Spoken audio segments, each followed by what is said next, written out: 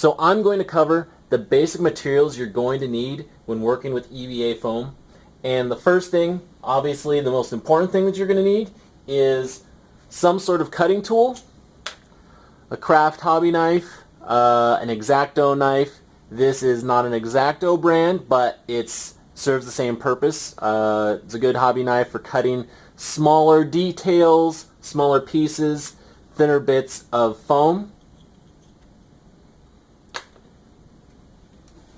You should also pick up a telescoping knife like this guy. It doesn't have to be this brand, but you want something that telescopes like this guy. It's great for working with thicker pieces of foam, getting nice, clean, straight cut lines when you're working with foam, and also getting angles in there when you need to do some sort of beveled cut with foam. This is a really great tool, so you're going to want one of these also.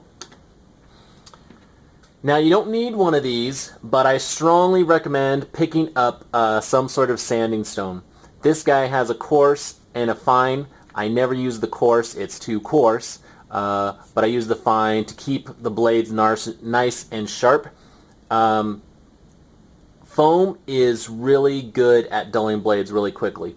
So instead of spending a ton of money on replacing blades, I would highly recommend picking up one of these guys so you don't have to go through blades as quickly. Just make sure you keep it sharp, sharpen it every once in a while with your sanding stone. Now, when working with patterns and you want to hold them in place when you're marking the pattern down onto the foam itself for later cutting, you don't have to have them, but I strongly recommend getting pins of some sort that'll hold the pattern down in place so your hands are free to actually do the tracing of the pattern itself onto the foam. And as for the tracing, you don't have to use Sharpie brand, but I use Sharpie brand for almost all my pattern creations. If it's a lighter foam, I'll use a black pen. If it's a darker foam, I'll use a silver so it's easier to see. The black on black foam is a real pain to see, so I strongly recommend getting one color of a black and a lighter color if you're going to be working with multiple colors of foam. Now, you're going to be needing to shape some of your pieces of EVA foam. They're not just going to be flat before gluing it all together. And what you'll need to get is some sort of heat gun.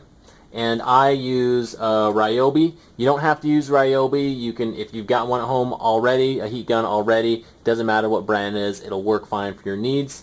I like this guy. It has adjustable heat settings on it. You don't need something like this, but it's just nice to have.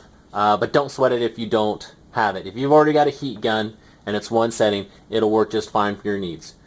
Don't try and use a hair dryer for a heat gun. It's not going to work well. It's not going to give you the results you need when trying to curve and shape your foam later down the road.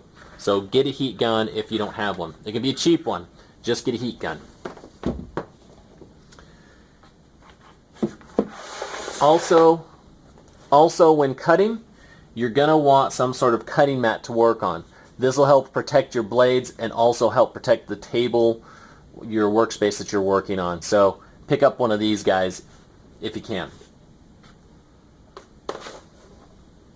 And of course, you're going to have to glue all your pieces together sooner or later.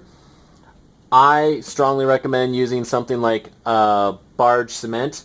It is very flexible and very strong once it cures. It's some really great stuff to work with. I strongly recommend using it. You don't have to use it. There are other contact cements. You can use, but barge works great. In some instances, you can use a hot glue gun. It will get the job done, but once the hot glue cools, it's not as flexible as the barge.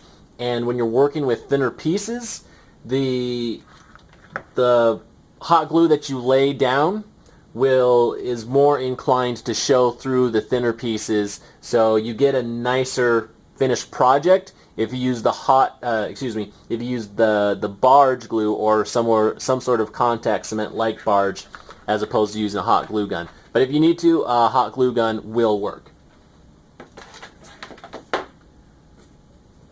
For some of your smaller pieces, the hot glue gun or the barge cement might be kind of too big to apply. It can get kind of messy sometimes when you're working with smaller pieces. So you can use something like super glue or Zap-A-Gap, some sort of glue like that. This is super glue gel. This is what I just have on me right now. You don't have to use super glue gel. I would actually recommend using just regular old straight super glue for the smaller pieces if you need to, or a brand like Zap-A-Gap. But the super glue gel can work for your needs. And last but not least, I recommend getting some sort of straight ruler that's made of metal. These guys are great for when you're needing to cut clean straight lines. You can lay them down on the foam, use your blade, and it keeps it nice and straight when you're working through there. And of course, if you need to, for whatever reason, take some sort of measurements, you got a ruler to take measurements. So, not necessary, but it's a good tool to have that can make things easier when working with foam. So those are the basics. Those aren't all the tools that you would ever necessarily use with foam, but for the basic needs in working with foam, these tools that I just covered are going to cover all your essential needs in working with foam.